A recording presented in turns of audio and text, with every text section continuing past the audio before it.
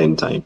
Wow, wow, wow. Hassan, understanding that you are one of the few players who have played abroad, how is the situation? How is the situation? I mean, the playing condition abroad and in Uganda. How do you compare the two? Oh, I'm telling you, there's a big difference between playing professionally away from your country and playing at home. Because trust me, back at home, yeah, things are trying to change, but we still have a long way to go. Because playing in Europe, these people, they mean business. Because this is something that is being put into from childhood. Kids get into the academies at a tender age, and they groom them until they get to an age of being a professional footballer, and they start paying them. So compared to the Ugandan culture here, you could see people are not so interested in football. People are doing their own things. But in Europe, football is a business. That is why you could see the likes of Manchester United, Arsenal, all these big teams. They value football because it is a business that pays a lot of money. So in Uganda here, we need to do a lot. We need to put in a lot of finances. You could see teams like Arua here are struggling. Players only 8. I saw a game yesterday. Only 8 players are in the. Only 8 players played the match. To play a league game. It's absurd, and it's not right to have such things in our football league. So I encourage these people that own these clubs, getting sponsors, getting people that can run these clubs, and so that they get to pay these players enough money to play for the club. So I think we need to do a lot in our clubs locally here, so that we get to that top level of international clubs and international football. Wow, Hassan, understanding that you once played for the Uganda Cranes and now you are a retired legend. You are one of the people who we see you as legends.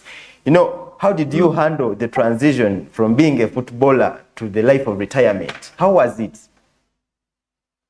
Yeah, those people who know me very well, I'm this kind of person that I grew up from a very humble background.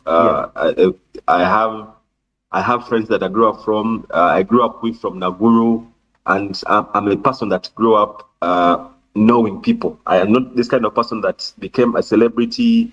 I stayed calm, and I stayed loyal to my people that I grew up with. So whoever knows Hassan Waswa knows that I'm a very calm person. I don't show off. I don't get to be this kind of people that be in a celebrity style.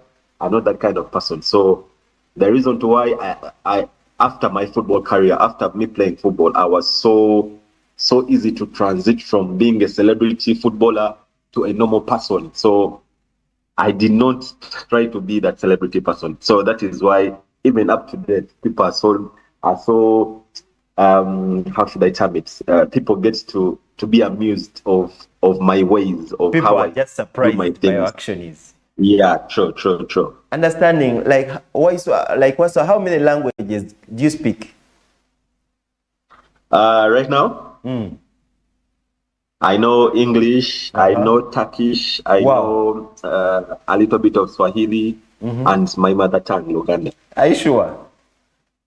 How Yes. about among the local languages, Luganda? Of course, I'm a Muganda. I have to know my local language. I know Luganda. I listen to Lusoga, because I had so many friends on the national team that are Basoga, which was used to speak Lusoga. They don't want to speak Luganda, and people tend to listen. So now it means you can associate with everyone. So now so now that takes me directly to how are you directly investing in the local community? Like, for example, some time back I was speaking to Ande Mwesigwa. Ande Mwesigwa, he has built an academy, and Mwesigwa has a school, and Mwesigwa, he has invested a lot in the local community. What have you so far invested in the local community, which is going to groom the local community financially? In football, people have different parts, and Ande Mwesigwa was blessed to build a school, to have an academy, personally, Hassan Waswa is a person that wants to give back to the young generation. And me and Coach Augustine Sumba, the former player, he's a former international also. We put up an academy called Faban Felisa Soccer Academy that is based in Mukono. So every holidays we bring up kids, we give them enough training, we give them the top quality training for these kids so that they become the next Dennis Onyangos, they become the next Hassan Waswas. So we have an academy in Mukono, and this is what I've been doing of late. And personally, I'm trying to solicit some funds to gain more exposure to these kids, and we make them travel abroad to get better playing time and coaching drills from better coaches. Because we have friends all over the country, all over the world that can give us the support, and we are glad that we're in touch with them. Wow. Then that takes me to the next question. We've seen one KCCA player leaving Kampala, heading to, there is a certain club in is it Sweden? So how many players do you think, by the time we reach Africa Cup of Nations 2027, how many players do you think we shall have exported? Because since your time, very few players have been exported playing professional league. We can just mention a few. That's Faluk Mia, and of recent, one of the young players, Alan Okello, did return back home. What happened? Like, how many players do you think we can export? Because we are seeing Uganda, you have quite a lot of talent, but where is the issue? Yeah, I think it depends on the footballers, because these players need to also put in a lot of work, because no team is going to sign you without putting in a lot of work. And our players are these kind of players that will go to a club and maybe they be reluctant, they don't give in 100%, and these clubs need African players that are going to work for them, and no team in Europe is going to sign a player that doesn't give in 100%. So for the players that are supposed to travel abroad, they need to up their game, they need to concentrate, they need to focus, they need to know the basics of being a professional footballer, and that is when we shall get more players to travel abroad. And I think it has to start from our local clubs. Any local club that grooms these players properly. Because when you look at Chizam Mustafa from KCC, yes, he went to the USA, he went to Spain, and back to Kampala as well. You look at Alan Okello, he went to Algeria. Then he finally came back. I think it's about grooming them. They shouldn't rush these players, because these players are young and these boys are willing to learn. But if at all they get exposed to that a lot of money in these clubs, and they don't get game time in the clubs that they've been signed to, I think they have a problem. And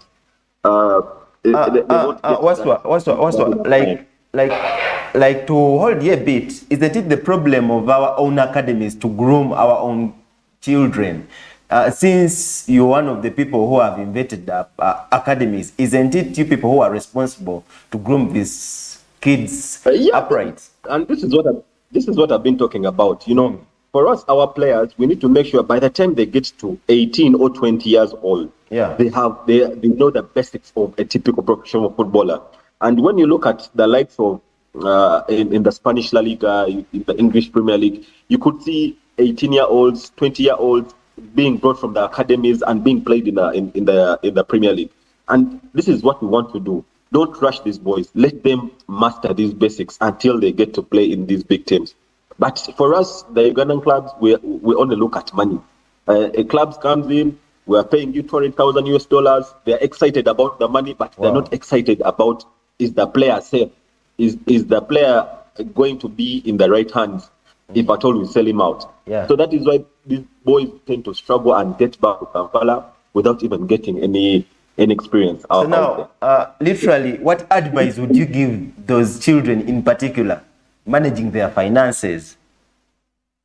Yeah, I think it gets to the parents as well, because any parent that wants his boy or girl to play football, he needs to follow them up. He needs to follow his child up. You know, go to him, go to training with a kid. You know, talk to the coaches, ask them about what is needed, so that you get to know, be in the life of this boy or your child, so that he understands. Okay, my parents is there. They know what is happening. So by the time he signs the professional contract, the parent is there to manage his finances. And by the time this boy gets to 18 or 20 years old and he knows that he wants to get money, his parents have saved a lot of money for him. So I think it gets to the parents as well and the coaches. So, Hassan, putting it right, that you, in fact, one of the first key points you gave when I asked you how did you manage your finances during your career, would you advise these young, or would you advise parents to get financial managers for their children, like during that, like how many managers, but before that, how many managers did you have in particular? No, now the thing is, a parent can be a financial manager as well. You know, a guardian can be your financial manager. You don't have to hire a financial manager elsewhere. A parent can do that. A guardian can do this. So personally, me, by the time I started, I had my parents behind me, and they used to tell me, no, you save for your house, you save for your first car, and I wasn't excited of buying these things. So my only worry was to be at the national team, to play professional football. That was my worry. But players nowadays, he will find Hassan Waswa driving a Porsche car. He wants to be like Hassan Waswa. But he doesn't know that I've worked for almost 17 or 18 years for this money. Yeah. But these players nowadays, they like to admire things that they haven't worked for. You will find a player is holding an iPhone 14, it will cost 5 million, but after maybe 2 or 3 days, they have stolen it, and his 5 million is gone. But if at all he gets a financial manager that will invest this money, and by the time it clocks maybe 3 to 4 years, that money would have accumulated and would have even bought maybe 3 or 4 iPhones for him.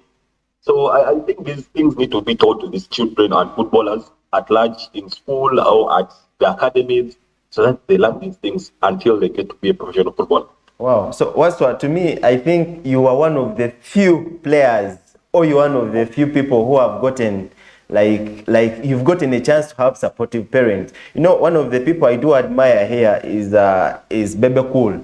Bebe Cool is trying to groom his child to being a professional player, supporting him literally from root grass to right now where he is. So Waswa, you know, parents of these days, they do take football as something which is taken just for granted. How would you best advise parents to consider football as something which can ably bring up finances? Because as you in particular, you've mentioned your parents advised you, they did everything for you to be able to be in a good line. How do you advise parents? Yeah, of course. And you brought up a very good example of Bebe Cole and Alpha Thierry Sally.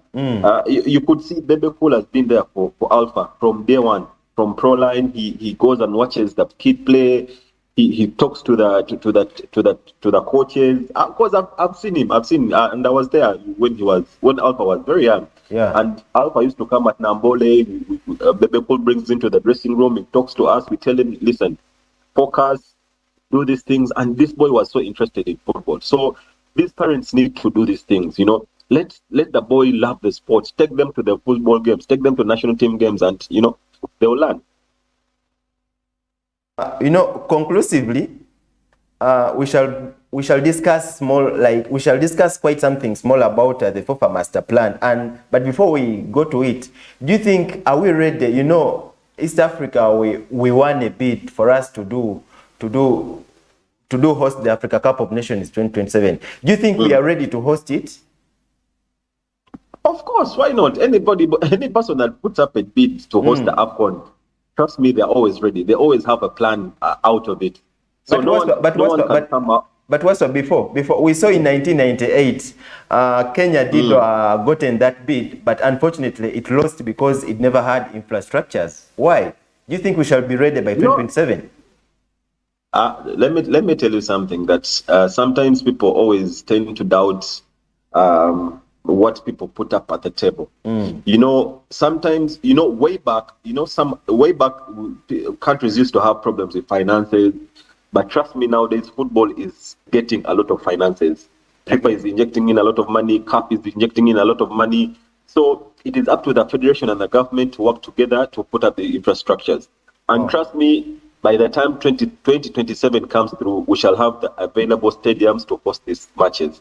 And I'm telling you, the government looked into this, and they know that football is going to bring in a lot of money into the country.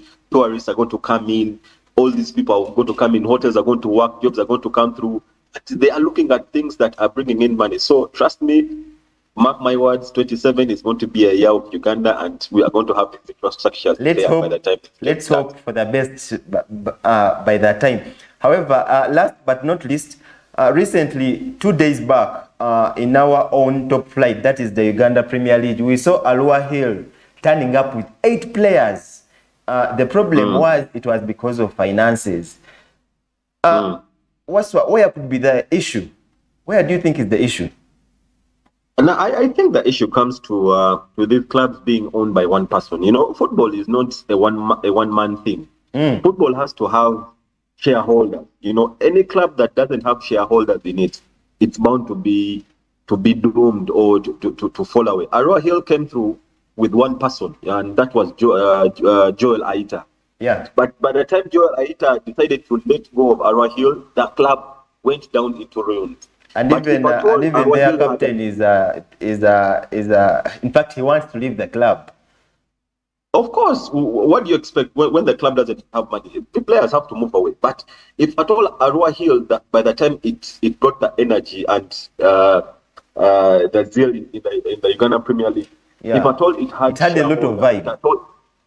It had only had these shareholders to manage the club properly, it wouldn't have been in this situation right now. But people need to learn these things. You know, when you look at the likes of SC Villa way back, you could see 2 years or 3 years back, Villa was struggling as well because it was being owned by Anand Video. Not until but not until people came out and they're like, no, Villa is a community club. We need to get back Villa to where it has to be. Until they are back, and you could see they're playing well. Okay, Hassan. Conclusively, what do you think are the long-term solutions for this? For the clubs or Arua Hill? I think for the long term, these clubs need to understand. They need to get some knowledge from these. Go and sit down with the pipe proprietors and see how they've been managing their clubs. You know, talk to them, understand them, and get to understand how you manage a club. But don't just wake up early in the morning. You have got money and you want to put up a club. You're going to fail. Wow, it has been a great pleasure to have you, Waswa, on this show. Thanks for everything you've given us. But conclusively, how would you advise this young generation in relation to their talents? I'm advising the younger generation nowadays. There is a lot of money. Don't lose focus. Play good football. Clubs are going to yearn for you. They're going to look for you. But most importantly, have the discipline. Work hard, focus, play good football. Any club that wants you will come and look for you until you are that well-prepared player. So the generation nowadays, please stay away from drugs, stay away from all these funny things that will distract you from your playing football career. And all in all, I wish them the best and luck in the Happy New Year. Wow, that has been Waswa, Hassan Waswa, who represented who did represented us for the first time in history since we were, I think it was 1970 something. So it has been nice to have you, Waswa. But after the break, we shall be looking at the top trending news, what happened in 2023. And among them, we shall be looking at Joshua Cheptegei. And away from that, we shall be looking at one of the top transfers that made news in the top flights. Let's go for a short commercial break. I'm Trevor. This is Sports Zone.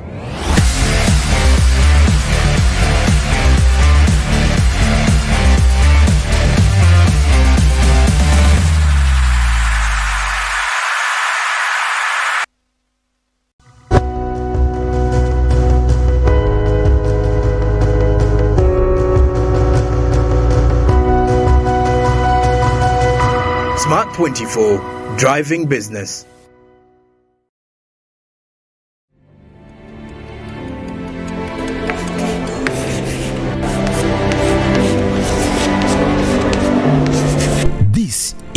Jordan.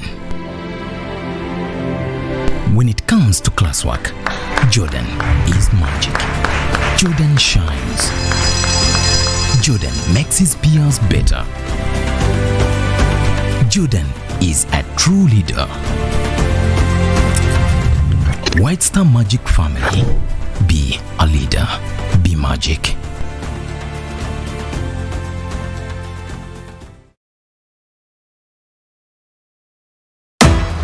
We have the best services here at Hotel Mara. You are very rude, Mr. Chief.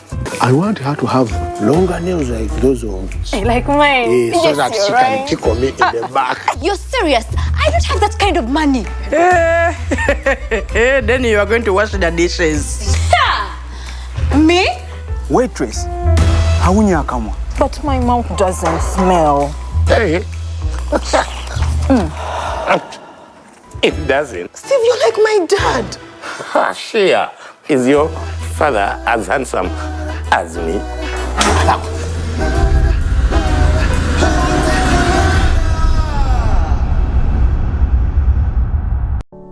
Luxury redefined at Seasand Hotel as you indulge in the splendor of elegant living fit for the royalty that you are. Step into comfort, pampering and blissful customer-centric service as you select from our range of comfy, exquisite living quarters furnished to meet with your royal preference.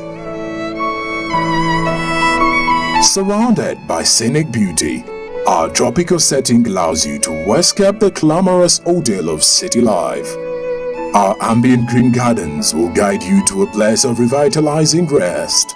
The 3-star restaurant caters to your palate, serving your choice menu ranging from exotic cuisines to local delicacies. Our chefs will serve you full-course meals for a truly out-of-this-world culinary experience. Our fully stocked bar to whet your throat, from renowned global brand whisks, brandies, gins, beers and wines to our locally celebrated beverages, you will not lack for any brewage. It's an all-new experience in the East at Seasand Hotel, so visit today at Plot 15 to 19 Spire Road, Ginger, or contact us on +256 751 719 960 and +256 785 354 614 for reservations. Seasand Hotels, luxury redefined.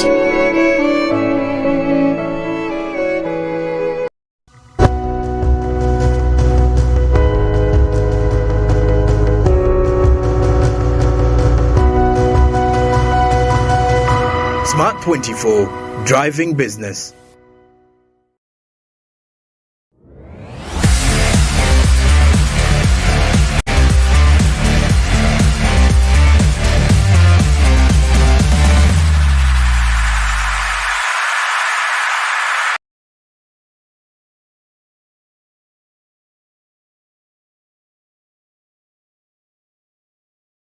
So we'll be back from that short break. This is Smart 24 TV and this is Sports Zone, where we do discuss business in sports.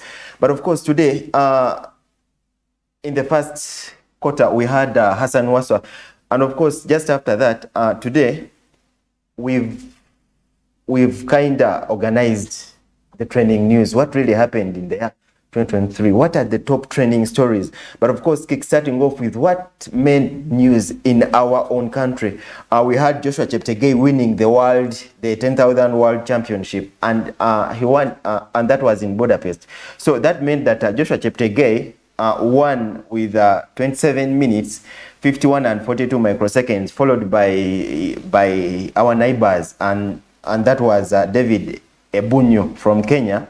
Then Semelon Banega from Ethiopia. So that meant that Joshua Cheptegei winning that meant he won for the third time consecutively. So it meant that he is right now on the same level with the Great Britain, and that is Mo Farah. So Mo Farah won 3 consecutive medals. That was in 2013, 2015 and 2017. So it meant, in the same vein, that meant that Joshua Cheptegei winning 3 consecutive medals, 2018 and the other years. So it meant that he is at the same level with Mo Farah. But of course, leaving that aside, but in the same vein, we have 2 people who have won it 4 consecutive times. That and those are the Habisa from Ethiopia and Kenesia Beleke from Ethiopia. So they both won that title 4 consecutive times.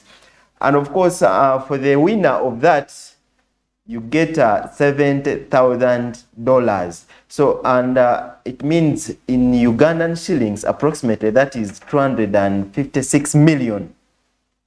So the silver medalist, that was Daniel Ebonyo from Kenya.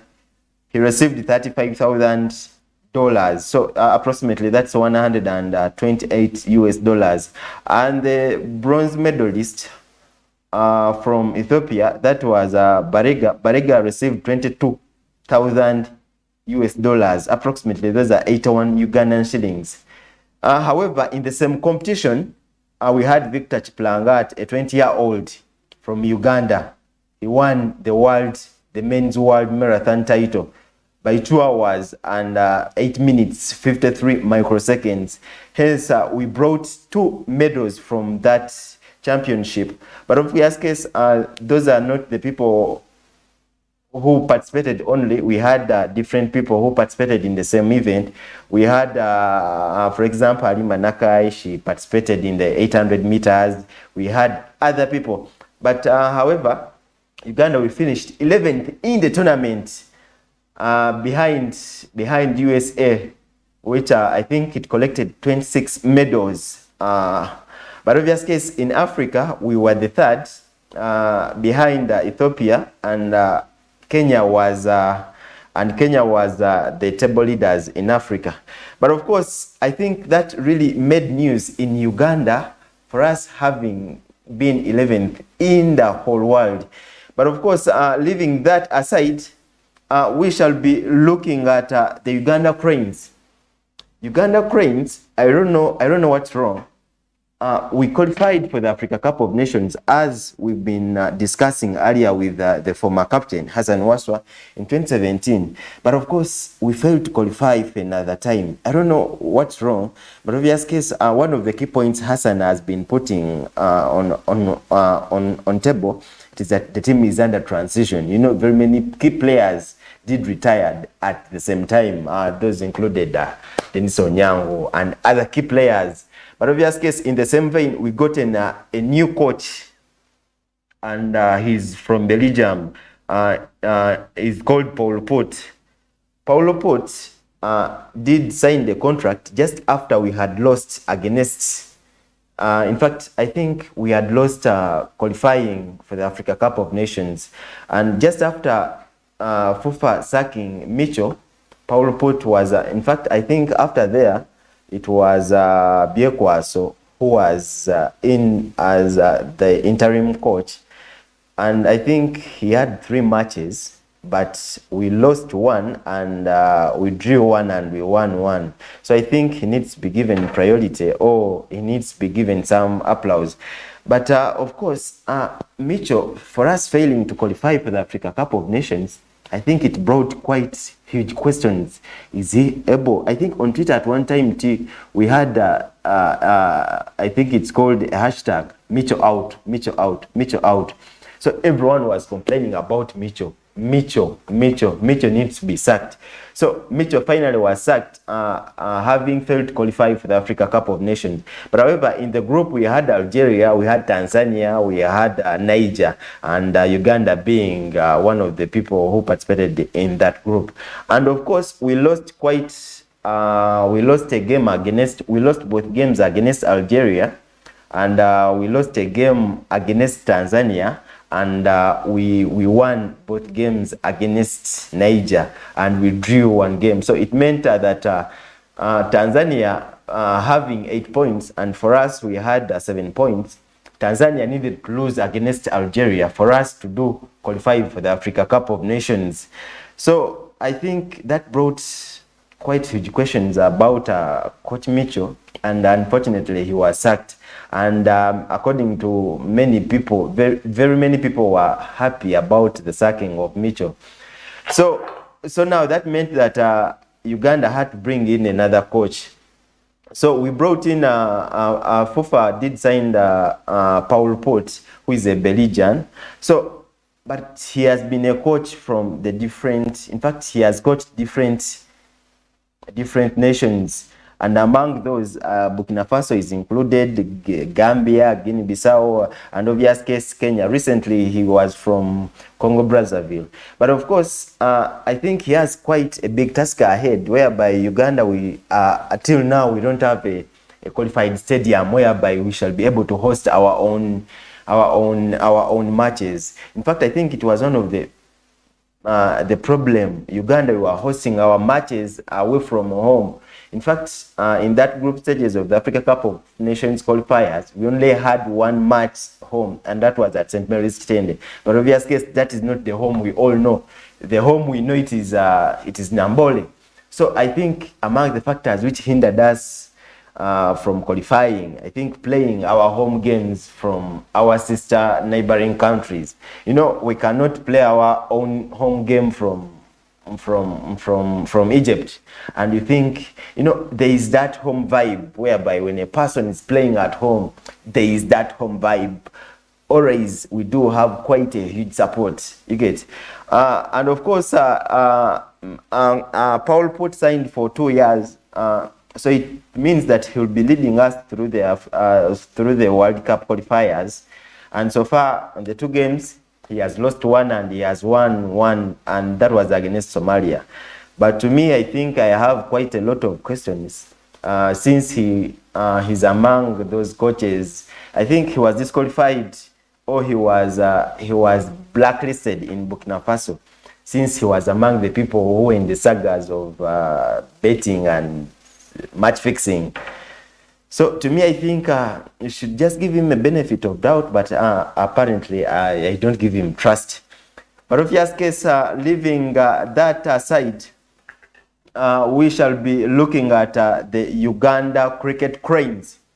Uganda cricket cranes, for the first time, we qualified for the World Cup 24 T20, and that's going to happen in the USA and in the West Indies. You know, the moment we qualified, you know, I had our own captain, that was Masava. Masava said winning against Zimbabwe, it meant a lot for us, and directly he knew we were going to qualify.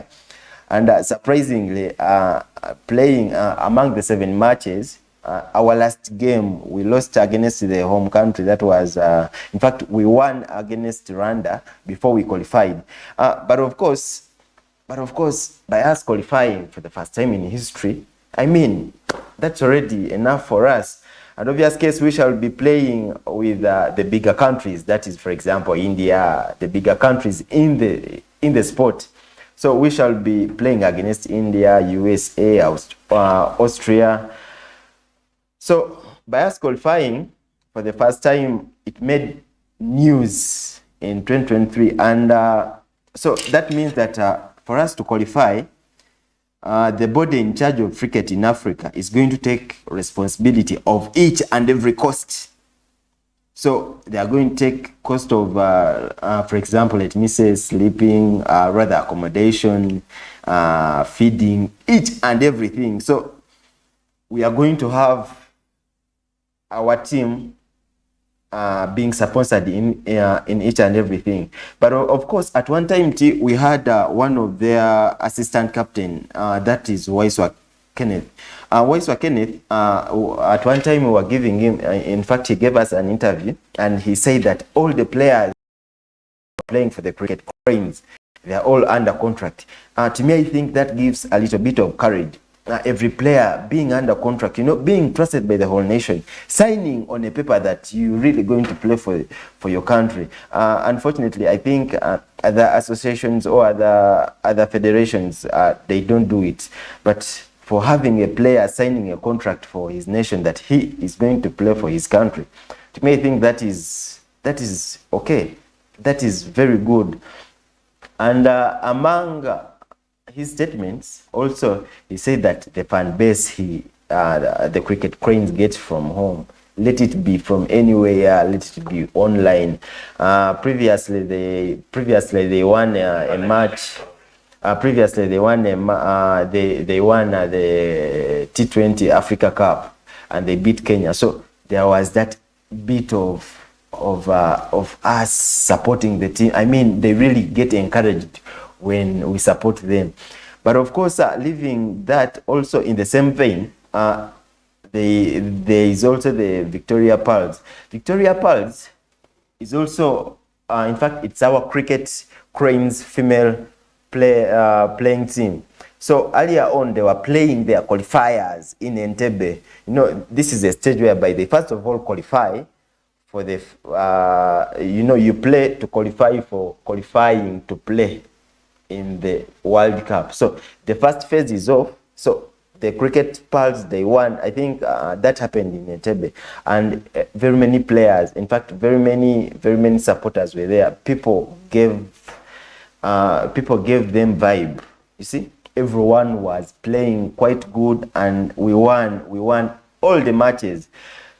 So on the screen, those are the Victoria Pearls who won against. In fact, in our group stages, we won all matches, topping that. So that meant,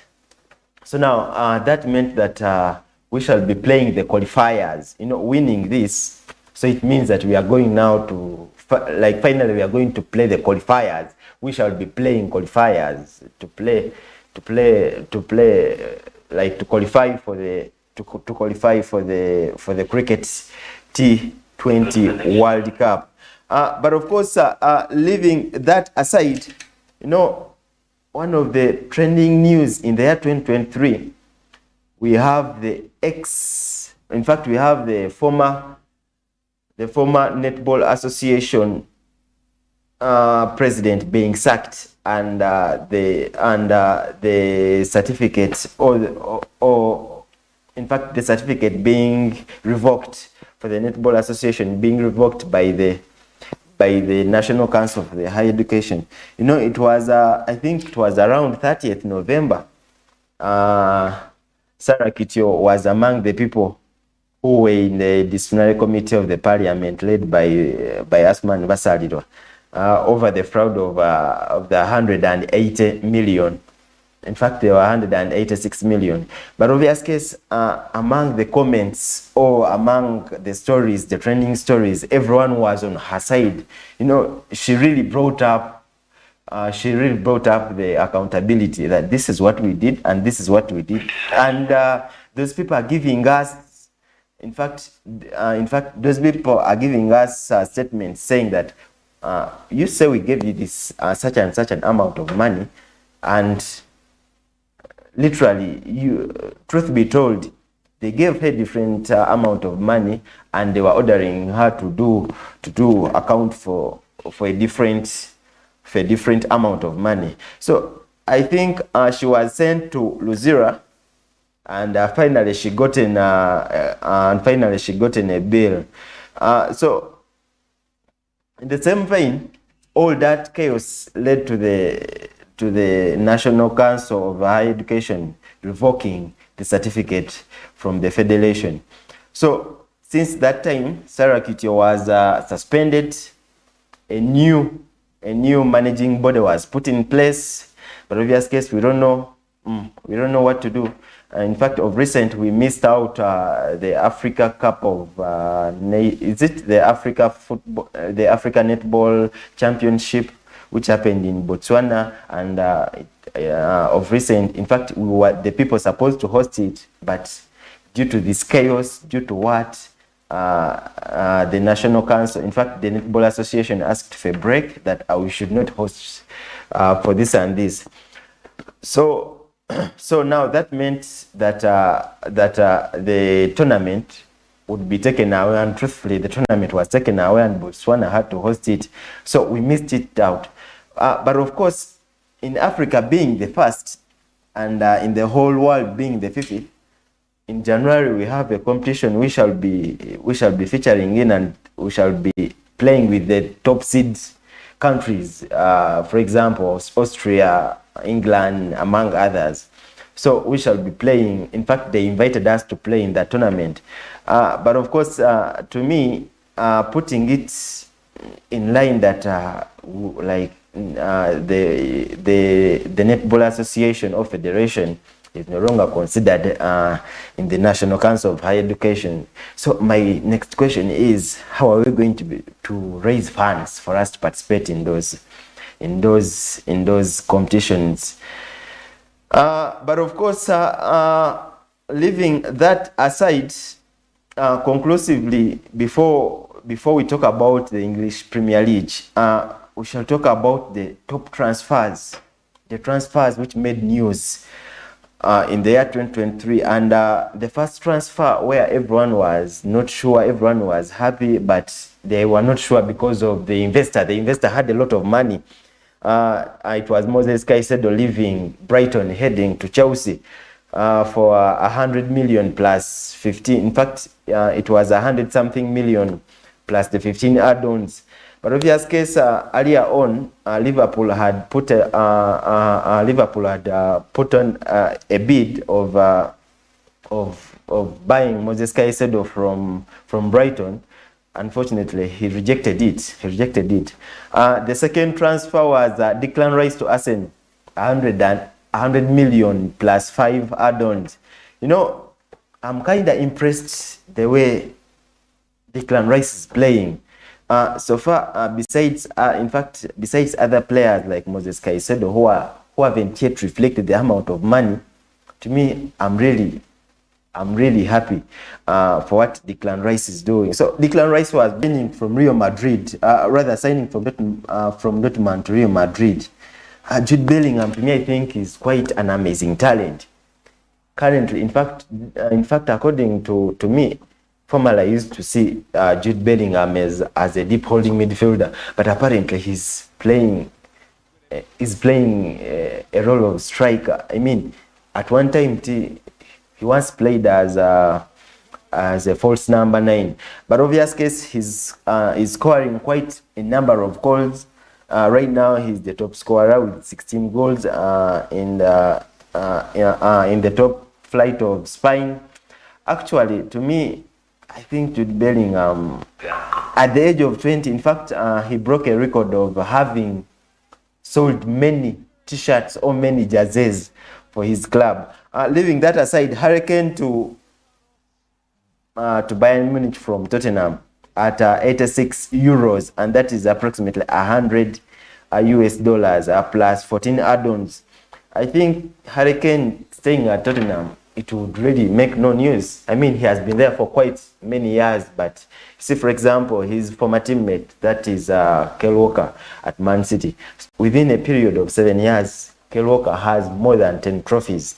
Recently, he won the Club World Cup, beating a team from Brazil, and the team, it had one of the players who had won it. I think Marcelo was among the players. So I think Hurricane leaving Tottenham, heading to Bayern Munich, to me, I think it is ably okay for me.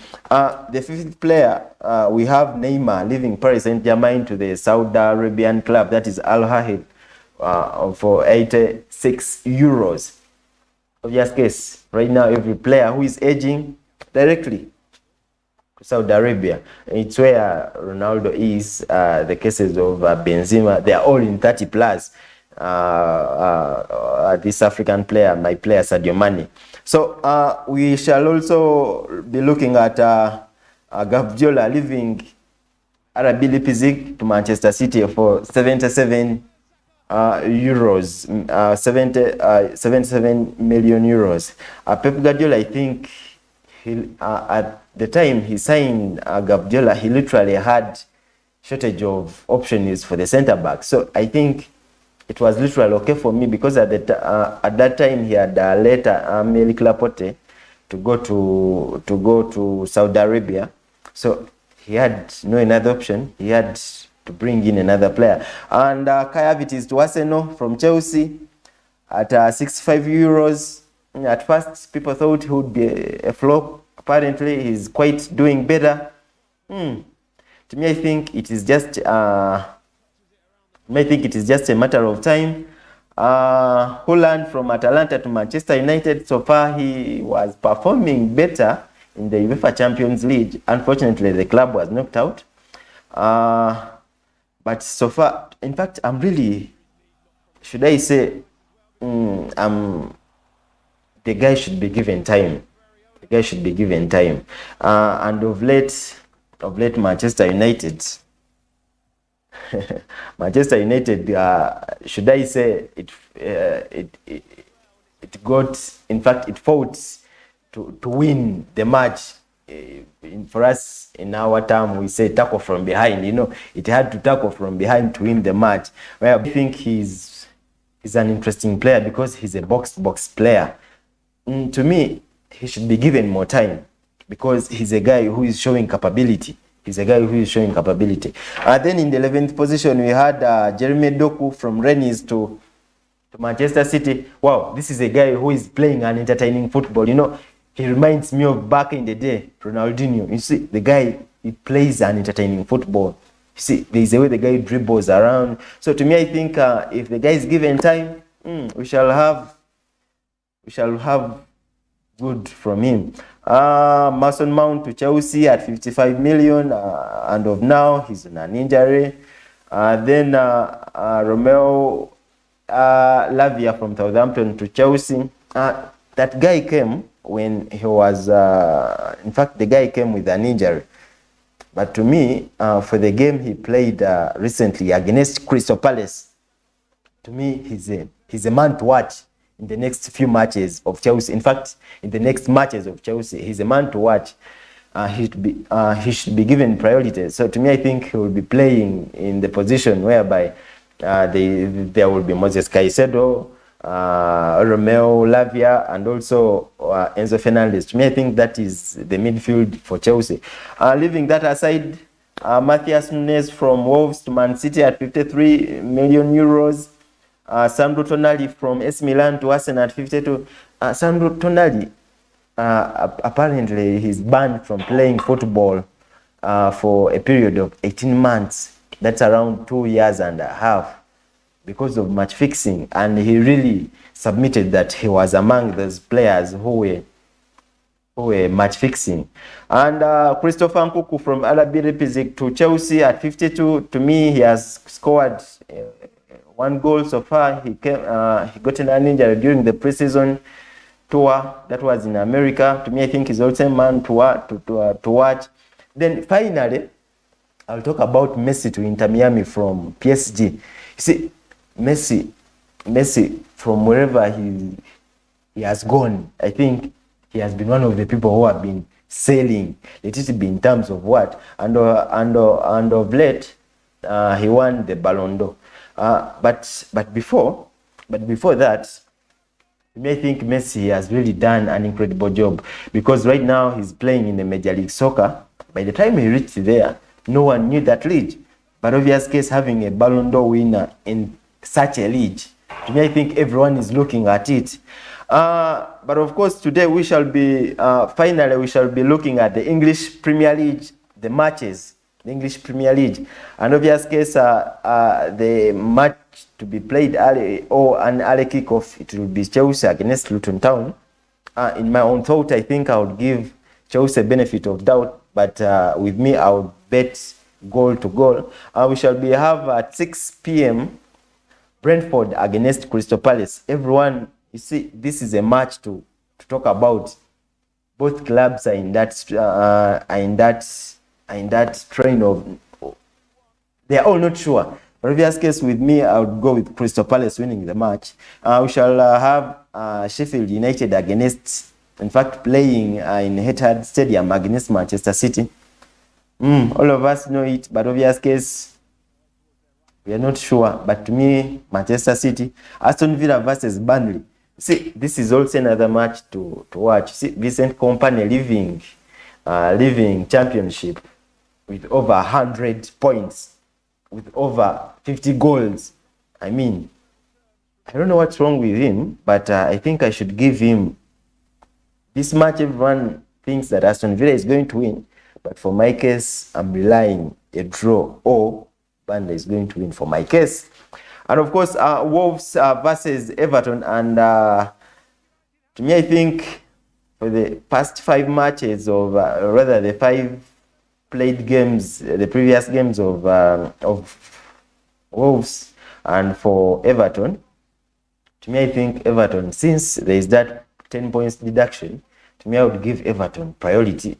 I don't know why my heart is telling me that Everton is going to win. But obvious case for the betting companies, they've given Wolves to win against Everton.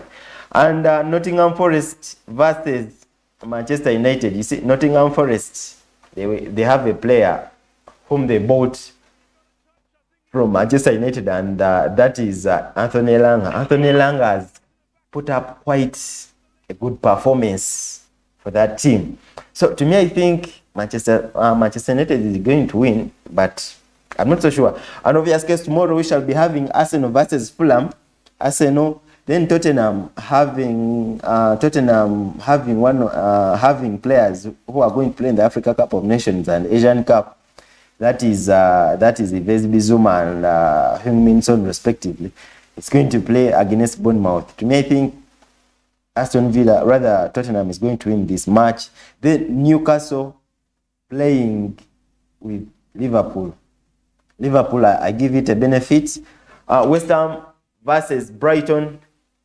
I think this is a draw. If not, Brighton is going to win. And thanks for those who have been watching us all the way from the hour of 11 a.m. to the hour of, rather from the hour of 12 a.m. to the hour of 1 p.m. And this has been Sports Zone. Thanks for watching us. Keep watching for our next programs. This has been Sports Zone. Thanks for watching us. My name is Trevor. I've been sitting in for my friends Kefa and Mercy, who are a bit facing some, in fact, who are a bit facing some few issues here and there. But obvious case, the show, if at all they are not there, we can be there. Thanks for those who have been watching live on YouTube, those who have been following us live on X, and let me take this opportunity to thank our viewers for the support you've given us, for everything. May we wish you a happy new year and safe. This has been Sports Zone. Thank you so much.